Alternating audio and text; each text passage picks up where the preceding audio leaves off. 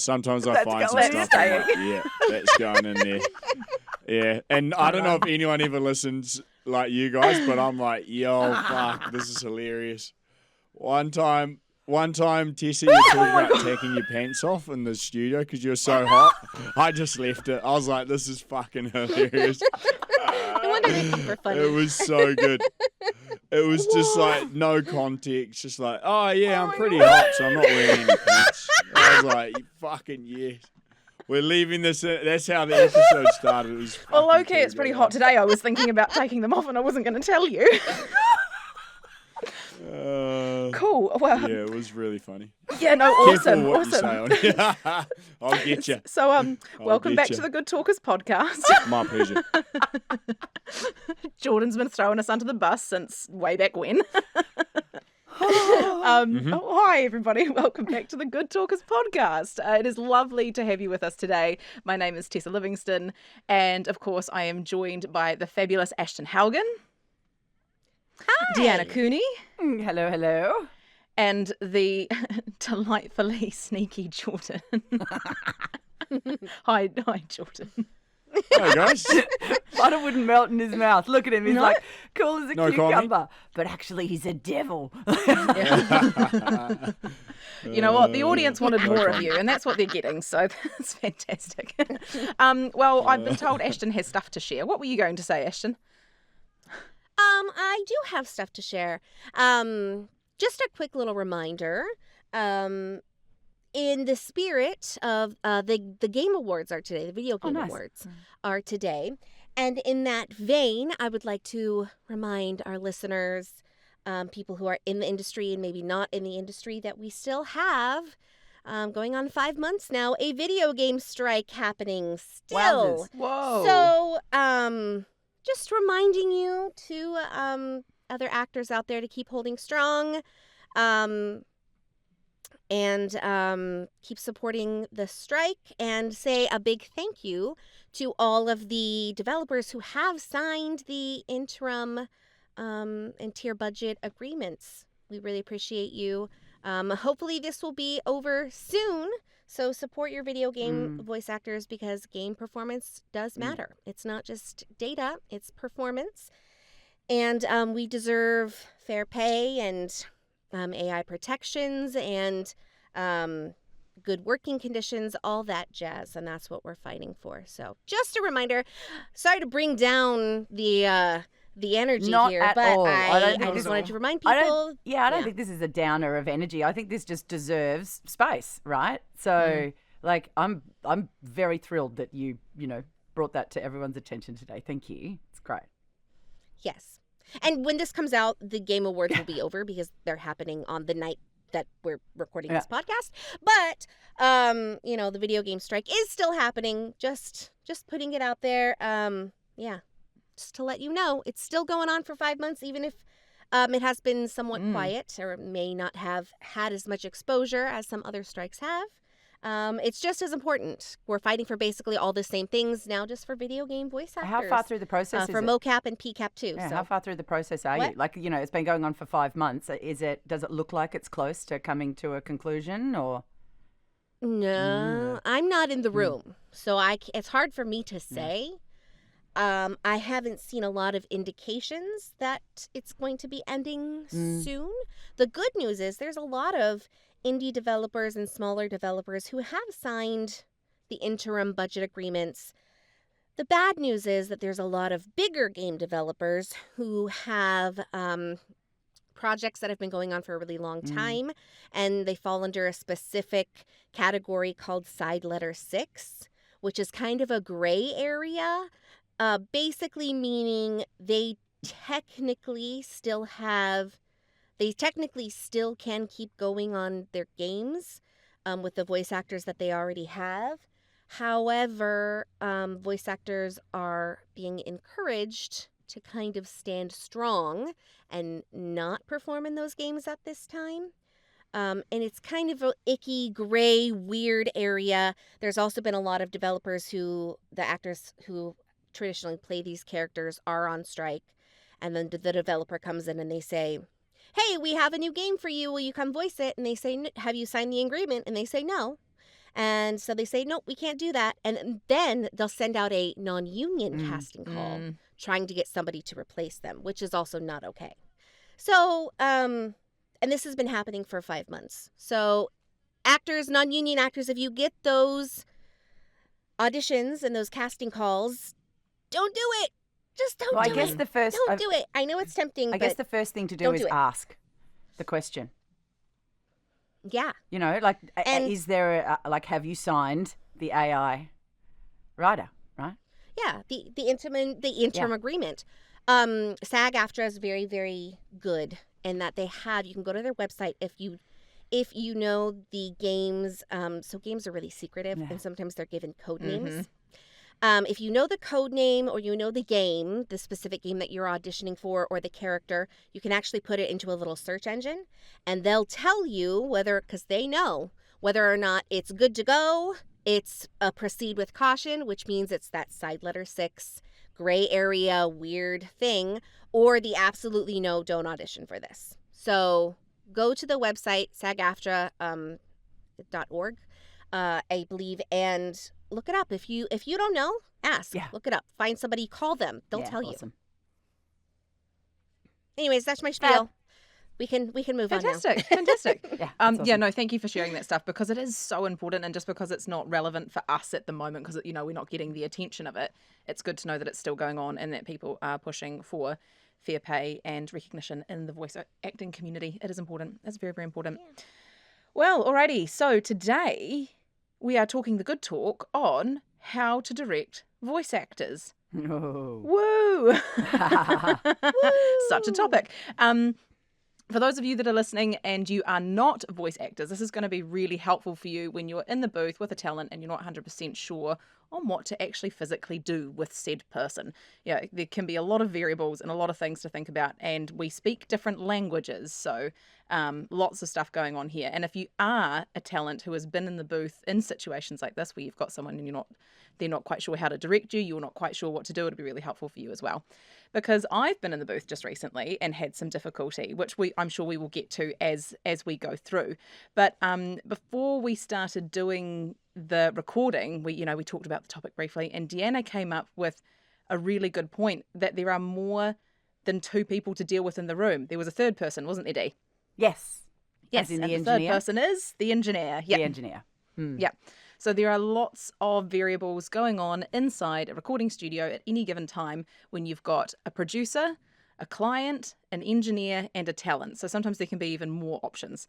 There's people everywhere. There's always people everywhere. Yeah, there's often a writer in the room as well, right? Like there's Yeah. often a creative person in the room. When you're working in the studio environment, like lots of people enjoy it. It's a fun space to be, right? And so often you wind up with obviously the engineer, like if you're in a studio, there's an engineer, right? But, like you said, the client will often come down and have some things to say and have opinions, and the writer, the creative, will probably be there, and there'll probably be a producer, especially if there's a visual element to it as well. Yes. You'll also get all of the people that are working on the visual element of the thing that you're doing, and everyone has opinions and ideas, and those opinions and ideas are invited as well, But yeah, it can get challenging because not only are there multiple ideas and opinions going around the room, there's lots of different ways of communicating those ideas and opinions, and things get lost in translation for sure.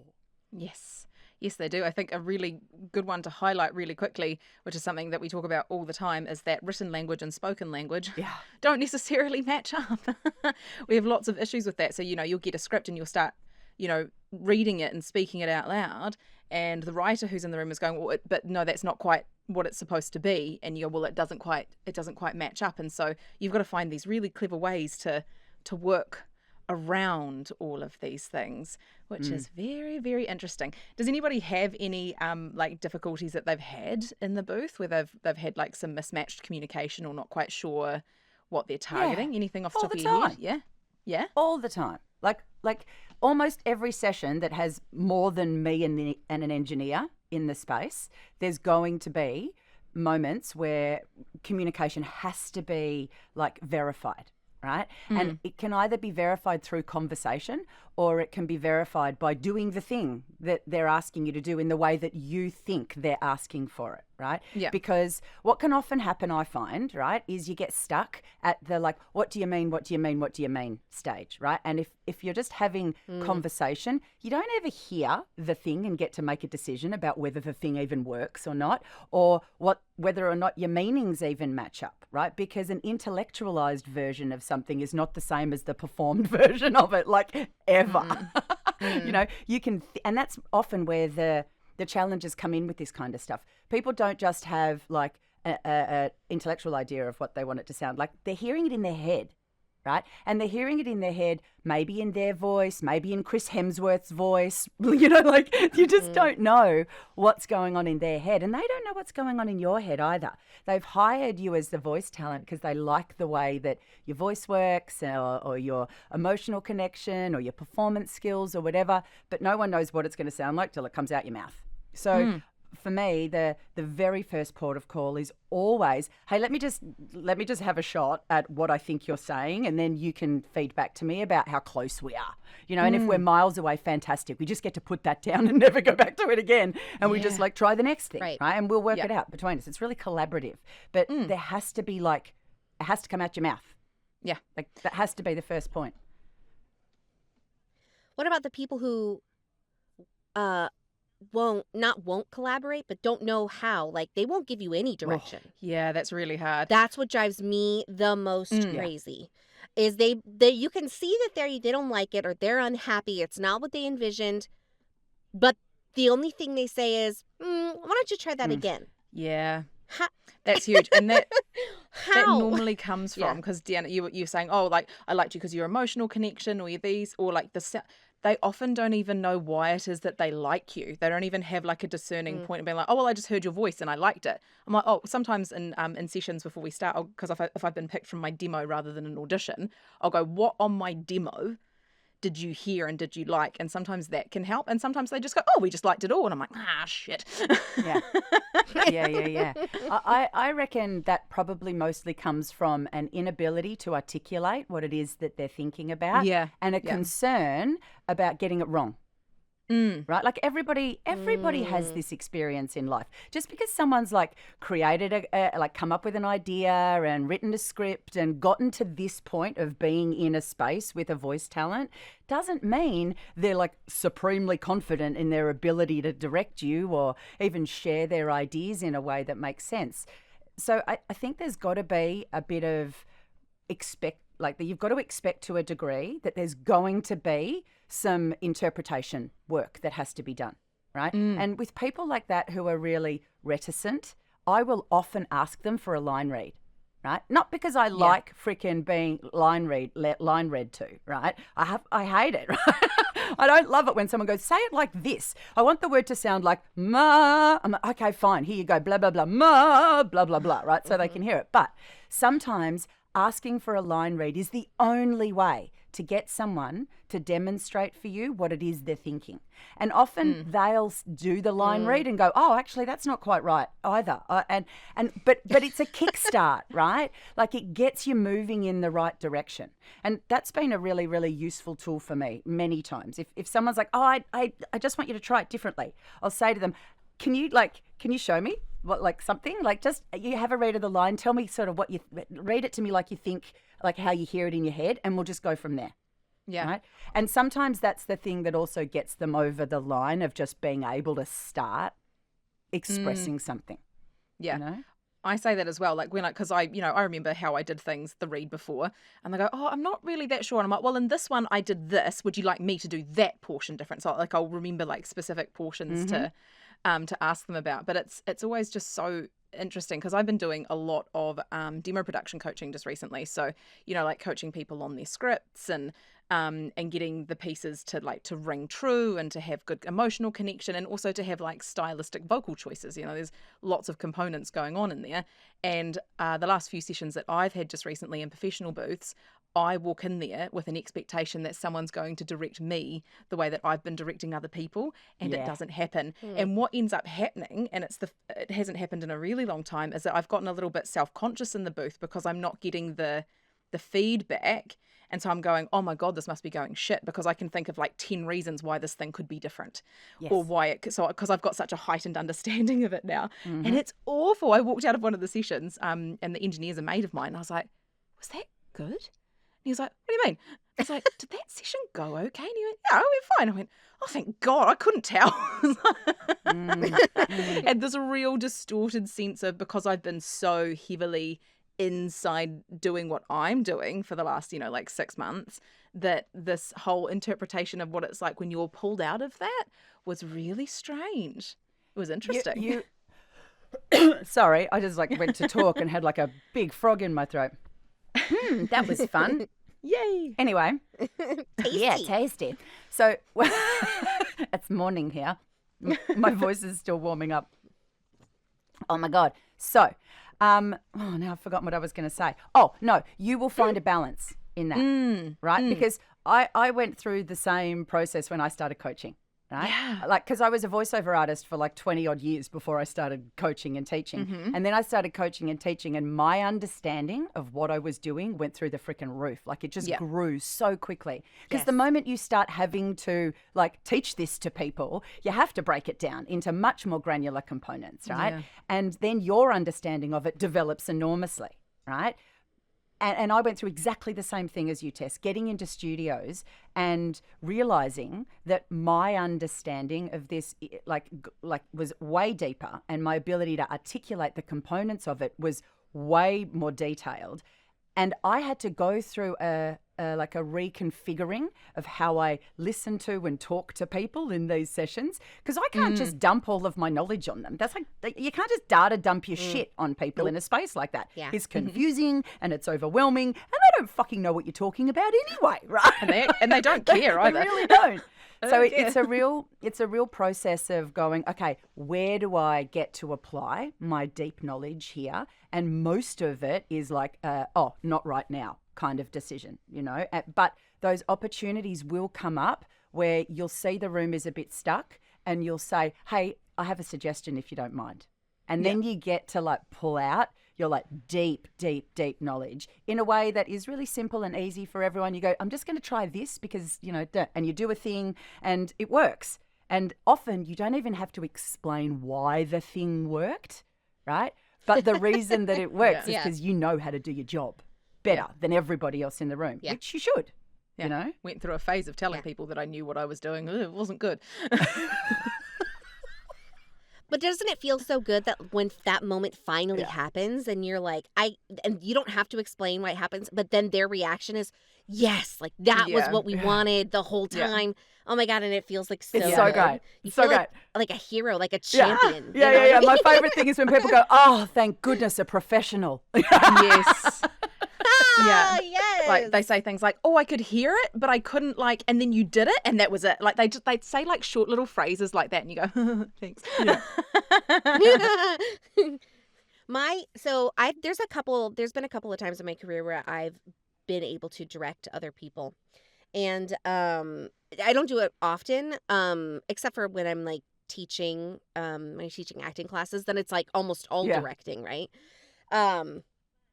But my problem is, as someone who's directing other people, this is what happens to me, is that they'll do something, and I will get so excited and like at the possibility, like, oh, we could do this and we could do that and we could do this, and I try to get it all out at the same time, and then they like sitting there like deer in headlights, like and I'm drinking like, from a fire hose, right? Let me roll back.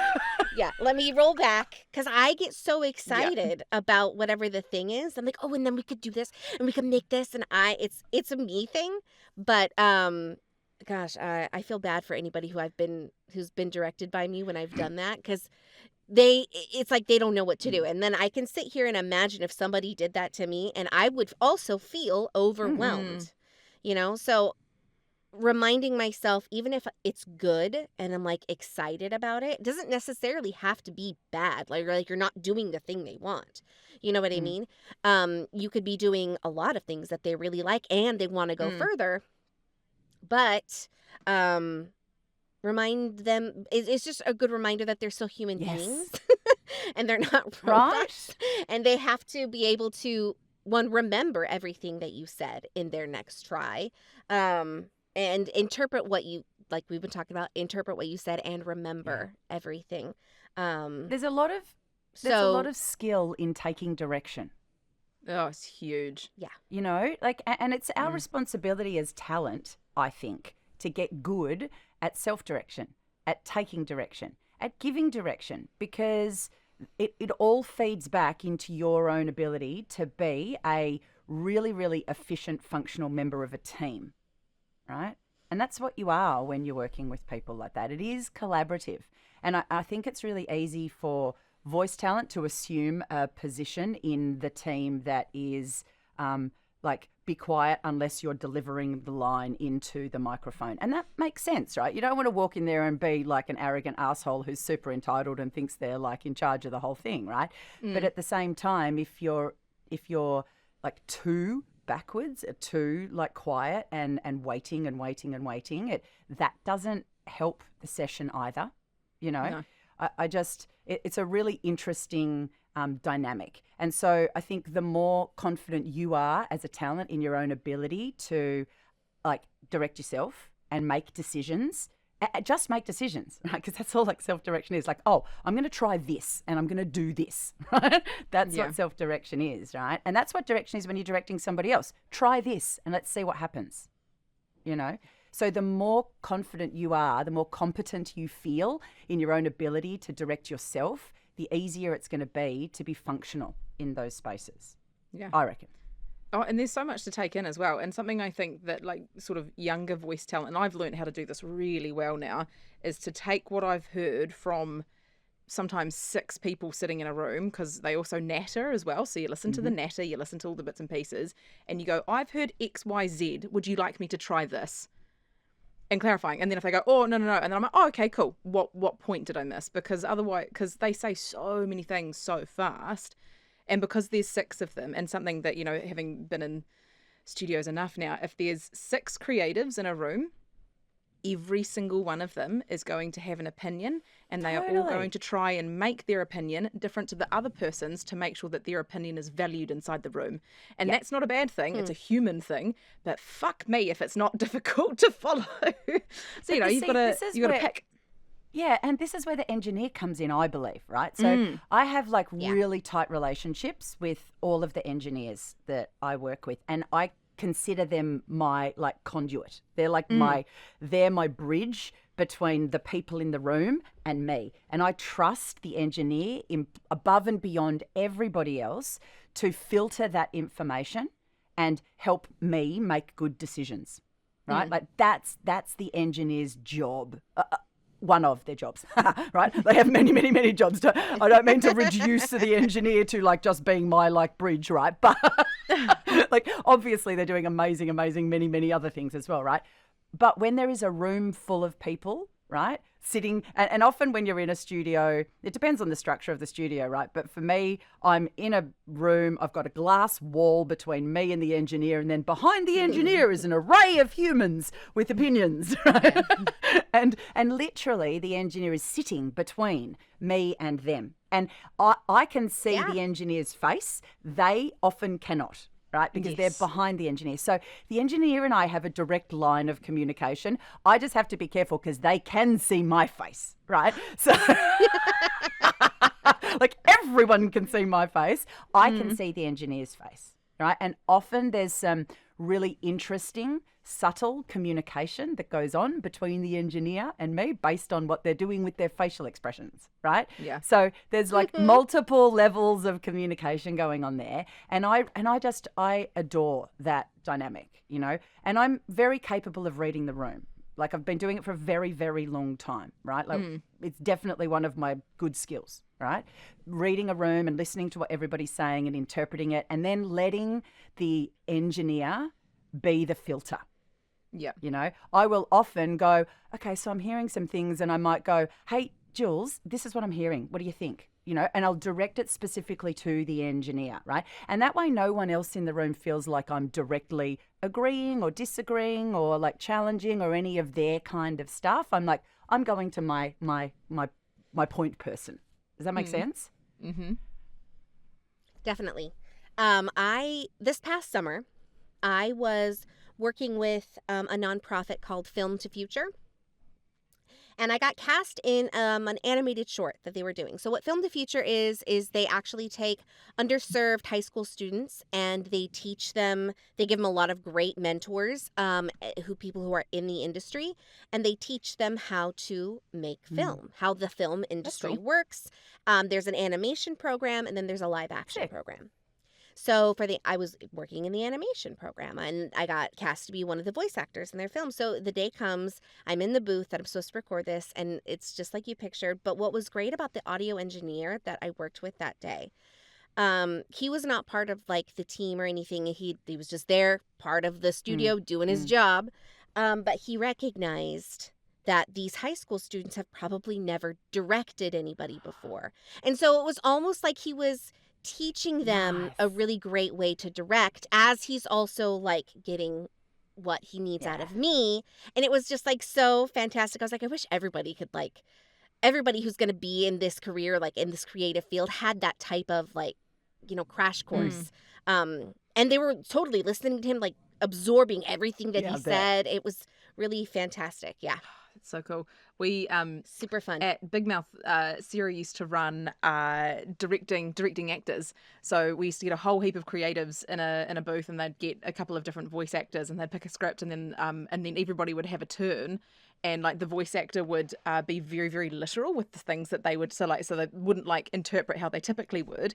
They'd do, oh well, I heard you say this is the outcome, so that they can start thinking about the different parameters and the different ways that you can ask questions and things like that. It was really cool. That is cool. Fingers crossed we're doing them again next year, because they were really fun. I'm writing notes madly right now. You just like triggered a whole freaking idea for me. I'm so pleased. Yeah. Let me know afterwards. I'll help. I will. I'm coming to talk to you about this. This is great. Get it. Because it's really fun, and like something that's really helpful is that if I think what would be great is if producers, creatives, all of those people had a cheat sheet. There was like, is it pace? Is it smile? Is it this? And so that they can actually look at it, like they listen to it and they go, look at the sheet, and they go, I think it's that thing. And then it gives because this is something that we really struggle with in the vocal coaching world as well. There is not a specific language for anything. Everybody has their own interpretation of what everything is. So when one vocal coach, for example, says breathe into your diaphragm, one vocal coach will have a way of phrasing that means something different, and another one will say something differently. Some people won't even say it because they don't think it's anatomically correct. But it's all of this language that everybody uses that nobody actually has a specific definition for. So closing that gap is always so freaking helpful. All right. Well, I think we need to. I think I'm going to ask one question, and then I think we need to jump onto sounds I can't make. Does that suit people? Great. Yes. Fabulous. Yeah. All right. So, if there was one thing you could say to producers in the room or creatives in the room to help them out during a session, what do you think you would tell them? Like in the moment, if you were able to just be like, "Hey," and say something, what do you think would be helpful? Sorry, I really just one thing. I would tell them, don't feel like you're hurting my feelings by giving me feedback. That would be mine, because sometimes they feel like they need to whisper as if I can't hear. And a director I was working with the other day, he was like, "Hey, look, it was great. It wasn't you, but can we just?" And I was like, "You don't have to sugarcoat you don't have to apologize as well. My job is to listen to your interpretation of what I've just done and bring it back. You are not offending me by saying you didn't like it."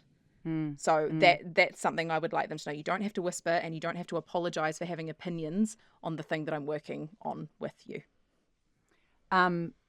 I would say, I'm trying to decide which one is the most valid, right? But I would say try as much stuff as you feel like you want to, right? Like don't hold yourself back ever, because like I said earlier, it has to come out of the voice talent's mouth for you to really hear what it sounds like. And if you've got a good voice actor, they fucking love having a play, right? Oh my God, so yes. like ask for play. Let them play. Choose exploration all the time, right? There's never a point where you can, like, it of course, the session has to end, right? But you have this person, you have this like this technician basically, right? This vocal technician available to you for like however much time you've booked them for. Have fun with it, right? Like explore, try different things, ask for different things, and don't be afraid for it to be shit and wrong, right? God, yeah. That's awesome, right? Work out what you don't want. That's just as important as working out what you do want. And the only way to do that is to explore and play and try lots and lots of different things. Sorry, Ashton, did I take your Deanna, thing? you took mine. That's right. I was literally going to say allow to play, and then I was like, okay, I'll pick a different one. And then I was going to say, like, don't be afraid to get it wrong at first, and so we can try again. So I was going to say both those things. I have another one that I can add. Okay. I would also say don't be afraid to collaborate with the voice actor. I think sometimes talent who are, or not talent, creatives and producers who are feeling like they're in charge. So they have to have the final opinion, and they have to have the final, like, so I feel like they're kind of thrust into a situation where they feel like they have to know what they're doing without actually knowing what they're doing. Yeah. It is okay to go to the talent. What did you think? Or like, I'm trying to hit this vibe. Is there anything you would suggest? Because if you get a good voice talent, they've got options, they've got ideas, they've got 100%. thoughts. And there's like, because every time I do a read, I've got like 3 other options of going, oh, could have done da da da. You know, so if you're working with a good VO, collaborate. You don't have to feel like you're in charge of us. Because I think that, oh, yes, Deanna's just put her hand up very excitedly. Yes, Deanna. The other thing Ashton, you've is got that- none for you. The thing that I find, and I offer this all the time now, right? Because it just is such a powerful tool, right? And that is to ask for someone to do it 3 times in a row. Oh, Right? I So do that. Ask yeah. your talent Yeah.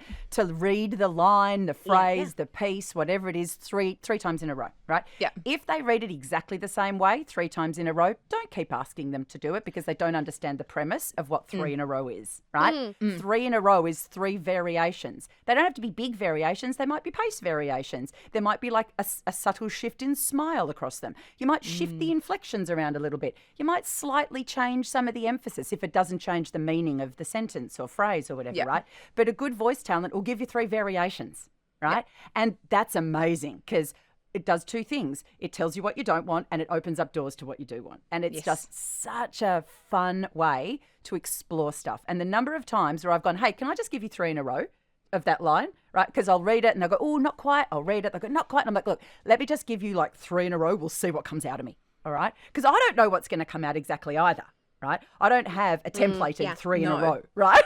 No.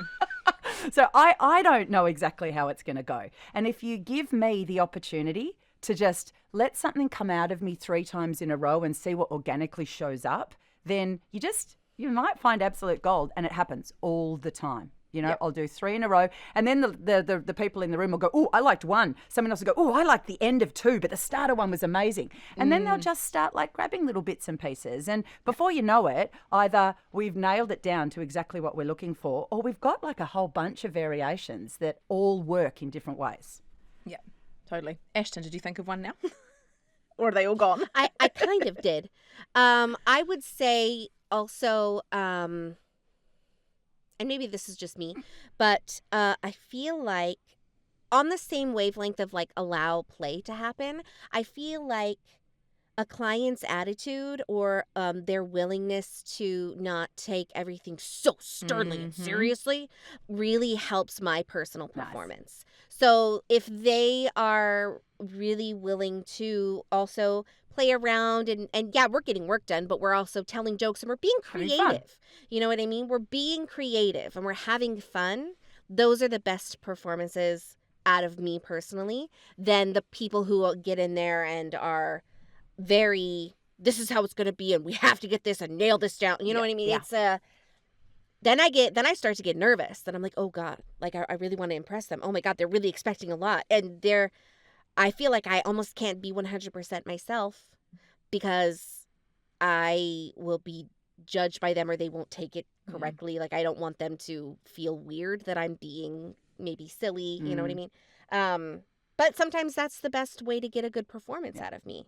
So I would say, understand that this is still creative and it's our art and we'd like to have fun with it. So if you really want the best performance out of us, be willing to also have fun. Even if it's like a high stakes, thing, like especially if it's a high stakes thing, because that's how you're going to get the best out of us. Make a joke about your deathly serious PSA piece. How do you think doctors get through the day? But they honestly, take the piss. Not like that. You know No, what I know mean, exactly Tess? what you Like, mean, and I'm adding to it. Yes, and. Yes, and. For those of you listening who are not actors, that means yes to an idea and an extra thing added to it. Never a no. It's the first rule of improv. Yeah. No buts, no nos. Yeah. Yes. No amnesia. I did a improv scene with a girl who had amnesia the whole scene. That was awesome. Oh, you're kidding. It was so funny. At the end of it, she was like, Tessa, I felt like you just said no to all of my ideas. I was like, you had amnesia. I was at acting school with her. She's an absolute delight. And then she went, That's funny. oh. It was really funny. We had a great time. Speaking of having great times, Jordan, shall we? Yeah, hi. Yeah, hey, I'm having a great time. I thought about doing something a bit different and funny here. So everyone gets to caption this share screen, okay? But it's got to be quick, like first thing that comes to your head when you see this share screen, okay? And then I'll play the sound, which is a Wizard of Oz thingamajig that Tessa found, and we're going to do it. But I'm going to share the screen first, and I want to hear what your I'm nervous. I was having a lot of... Yes, and. Come on. Yeah, I'm nervous as well. Yeah. Now I can't find the share screen. That's fun. Yeah. I've got my hands up in like ready position. I'm like, Tess is like both hands up going, oh my God, what's about to happen? I'm ready to catch whatever's coming my way, Okay, I got it. Yes? Yeah. Can you see it? Yeah. Okay, caption it. No. No context. Caption it. Would you like some lollipop? Do up. Do up. How about should do a boom mop? Because it looks like she's holding a mop. I honestly can't think of anything that isn't dirty. I'm really struggling. Totally right. I'm really struggling.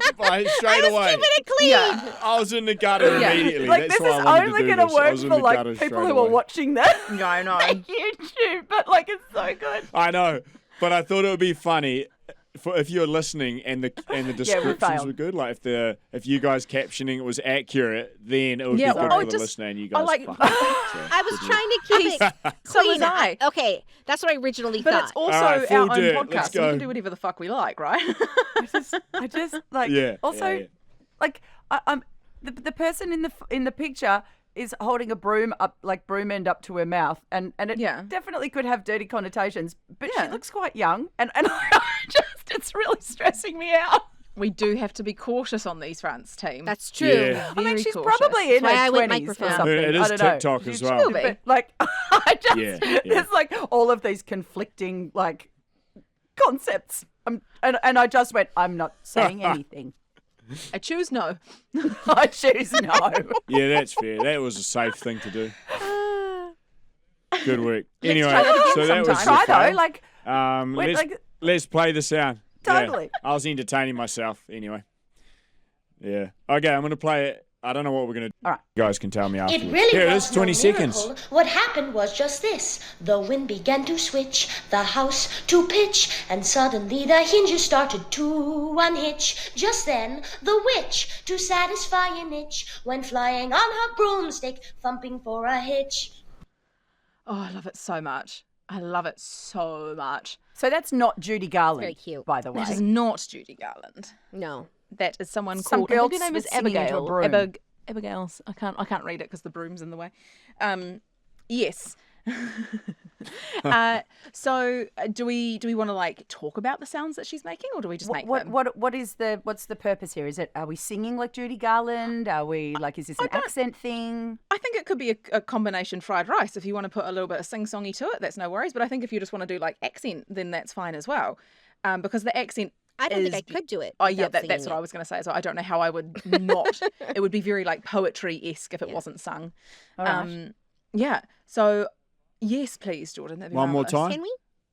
It really was no miracle. What happened was just this. The wind began to switch, the house to pitch, and suddenly the hinges started to unhitch. Just then, the witch, to satisfy an itch, went flying on her broomstick, thumping for a hitch.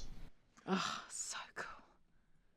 It's I long. miss this sound in our regular, like, It is long. even if it was just, it really was no miracle. What happened was just this. If that's the bit that she speaks. All right, can we hear that bit again? So it's just the front. It's just the start. It's just the front literally portion. the Ah, start. where is it? It really was Okay, no okay. miracle. What happened was just this. Stop there. Yeah, good. I think it's Okay. so gorgeous. I miss that sound in our regular lifestyles. It doesn't exist anymore. Like it's very old fashioned. Because it was yeah. taught. Yeah. And that I accent heard doesn't really a, exist anymore either. We were watching something on YouTube the other day. Oh, we were watching an Australian Story episode, right? And it had footage from the like late 70s, early 80s TV footage from Australia, and like full transatlantic, right? Because very, very BBC kind Yeah. of vibes, right? But with Australian accent mixed in, and it's So like gorgeous. this. I can't remember it off the top of my head now, but I heard it and I turned to my partner and I went, "Oh, blah blah blah blah blah. Listen to that, right?" It's so like I don't know, plummy and it's got this like rounded kind of thing going on, but like Whilst still being quite warm. It's not like your traditional English plum, which is really far back in the throat. It's still very warm, very forward. The R's are rhotic, so they're nice and heavy. But they're still delicate. Like it's such a, I think it's absolutely stunning. So my transatlantic accent is very much Katharine Hepburn. So it's not exactly Judy Garland. Yes. So it's a little bit different because to me, she's not doing so much a little bit transatlantic, but it's not. It's something completely different because that's my transatlantic. Is like it's literally just directly ripped off. Of Katharine Hepburn. like that's where I transatlantic's learned it. funny, right? Because it depends on where you come from. Yeah. Right? Yes. That's true. Yes. Like you're crossing the Atlantic, but from where to where, right? Like Yeah. it's- Is it more American weighted? Is it more British weighted? Is it more like, but Yeah. because mine sounds more like this, I sound much more like a radio host. Like I've got that kind of buzz going on with my transatlantic. So Wow. like there's all these different I don't options have with a it. transatlantic. I haven't developed one. I like if I tried to do one now, it'd be like a weird blend of like. I'd probably just try and be like Kate Blanchett. Oh, I love Kate Blanchett. You need to find the Australian one and bring that in so that we can have a little whirl on that. All right, cool. Yeah. That's what I was Yeah, thinking. fun. Yeah. All right, I will. I'll find it. Yeah. You All gonna right, go I'm gonna first? try Alright. it. I want to try it. Yeah. I've listened to Wizard of Oz Yeah. enough in my life. I think I can Pull it do out the this. brain. It really was no miracle. No, that's not it. It really was no miracle. What happened was just this. The wind began to switch, the house to pitch, and suddenly the hinges started to unhitch. Just then, the witch, to satisfy an itch, went flying on her broomstick, thumbing for a pretty. hitch. Oh, that was so good. Pretty. You got the I love like. it. Woo, Jordan quits. beautiful. I quit. Yeah, I agree. I think if you wanted to make it stronger, Ashton, make that to sound first and then start your accent from that position. To that position. To and then go into what this is and go on top of it. To. It really was no miracle. What happened was Higher. just Yeah, this. keep coming into that ooh shape. It really was no miracle. What happened was just this. The wind began to switch, the house to pitch, and suddenly the hinges started to unhitch. Just then, the witch. Yeah. Oh, that was beautiful. Oh, I'm all goosebumpy. So it sits in that ooh shape. Even though you're not making this the whole time, it's Yeah. very like eyebrows raised and very Oh, that's like. very like Judy Garland's face too. She's like Yes. this all the time. I don't think you can make her accent without going that way. I couldn't do it. My vowels will fuck out real quick. They'll go the wrong way. My vowels will fuck out. Oh my god. Is that not a thing people say about that? I love that. It's Speaking of like being able to translate what you mean vocally, like that, is that one of the Jordan, things you where's use when the you're whistle? directing Where's tests? the like? That's one of the phrases. like what does that mean? That is a legit direction I give to people frequently. Don't do that or it'll fuck out. Oh my God. No, So that's not a joke. That's what I do. What's the first lines of this? It really was no miracle. What happened was just this. The wind began to pitch, the house to switch, and suddenly the something started to unhitch. Just then, the witch, to satisfy a niche, went thumbing on her broomstick, thumbing for a hitch. I can't remember the words. I made them up. But I would bring it down in pitch just down in slightly. pitch. Yeah. It really was no miracle. There. What Yeah. happened was just Gotcha. this. The house began to... What is it? The wind began to The wind switch. began to switch, the house to pitch, and suddenly the hinges started to unhitch. Just then, the witch, to satisfy a niche, went flying on her broomstick, damn it, flying on her broomstick, thumbing for a hitch. It's... When you first started it and you went down slightly, like that was it. That you Thank you. nailed it. That is, for me, I noticed that by sitting in a lower register, as soon as I went to go up in pitch, I got a bit compressed and I couldn't find the shape anymore. Yeah. Fun though, so I love that sound. I love that sound so much. Oh, pretty. Who else is going? Dee, you going to Oh give it a go? God, I don't think I can do it. Just the first bit if you want. What is it again? My brain can't even hold on to it. This is how sure I am I can't do this. It really was no miracle. What happened was just this. It really was no miracle. What happened was just this. Oh, it's so pretty. I've not heard you talk like that before. Can you add in a wistful in-breath before you start? It really was no miracle. What happened? Something was this. What's the word? It really was no What miracle. happened was just this. Oh. It really was no miracle. What happened was just this. Lovely, lovely. And on your no, you're going, no, this way. No. No. Go Oh. round. Okay, rounder. round. Yeah. It really was no miracle. What happened was just this. Getting closer. That's so cool. The end portion of that phrasing was really sweet. That was really cool. Oh, stunning. I love Okay, it. fun. I love it so much. Fun. That was a fun one. Jordan? No way. Can you just say the phrase in your normal voice and just be like as ponderous and as heartfelt as possible? That's all I want. It really was no miracle. What happened was just this. Yeah. Yeah, it really was no miracle. It happened. It really was no miracle. Look, if you were telling It a happened children's just storybook, like I'd listen all That'd day. be beautiful. I'd listen I'd be to beautiful. I'd be in. Beautiful. Merchandise line. Hang on, wait. I found a better screenshot. Are we doing this again? We're doing Yeah, this look, sure? check this out. You guys you'll be super stoked with this one. This is not intentional. Okay. I just paused and it looked like this. Oh, Jordan. Oh no. Jordan. You see that? I know. How funny is it when you pause people? It's just funny in general. Yeah. If you ever pause the TV, Yeah. the faces Yeah. people pull are Yeah. ridiculous. Anyway, that's enough. There was a Sorry. time that you shared a screenshot of us being Yeah. paused and we're all making these like really weird like Uh-uh. what So like good. faces. Yeah. That's my favorite. Yeah. Some good Good. ones, eh? Yeah. All right, good. Nailed it. You guys nailed it. Right, I think that's it. Is that it? I think so. That's it. It has been delightful to be in space with you all. And then I remembered because with the Wizard of Oz, we just did that, and people have been doing the Wicked bandwagon.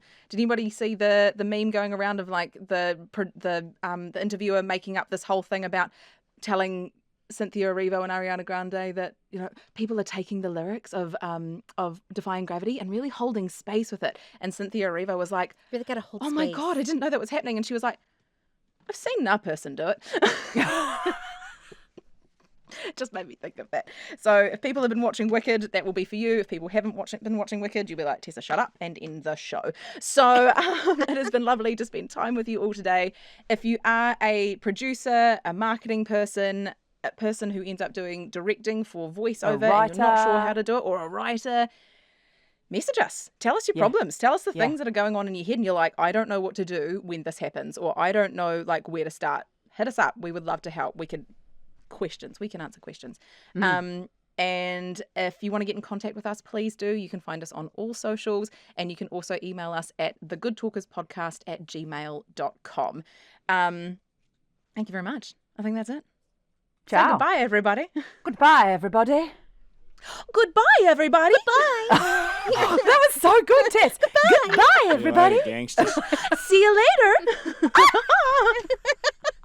later. New thing found. Awesome. All right, bye.